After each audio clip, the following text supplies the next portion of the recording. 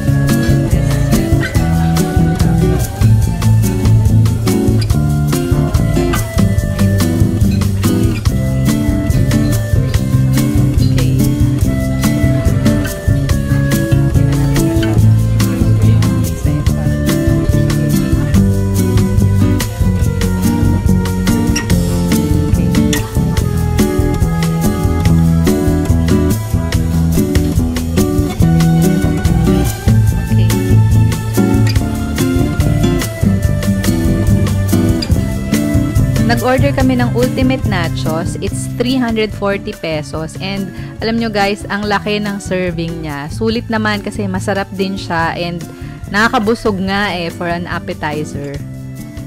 Bale, ito yung iba pa naming in-order aside from the nachos. Nag-order din kami ng Miguel and Maria salad. Ayan, ang sarap din yan guys. Tapos, nag-order ako ng baby back ribs. And then, yung sister ko naman, ang in-order niya is hickory chicken. Overall, guys, masarap lahat ng in-order namin. And in terms of quantity, big serving sila. So, kung hindi nyo feel mag-appetizer or mag-salad, ganyan, yung one meal nyo, mabubusog pa rin kayo. And masarap din siya ha. Ang napansin lang namin, yung hickory chicken and baby back ribs, parang pareho sila ng ginamit na sauce. So, halos magkalasa siya.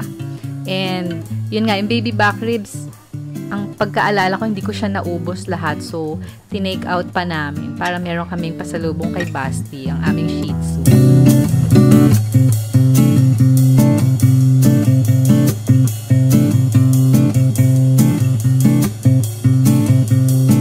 Ang dami na namin kinain, pero may space pa kami for dessert. So, nag-order kami ng ube custard.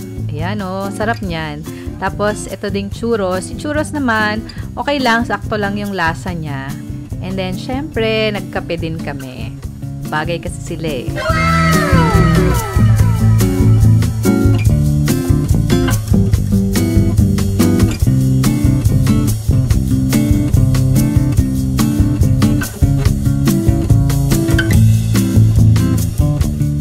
So guys, kung gusto nyo mag-food trip dito sa Marikina, sama nyo na sa list nyo itong Miguel and Maria. So, may iba pa silang branches, pero itong pinuntahan namin is nasa Hill Fernando siya.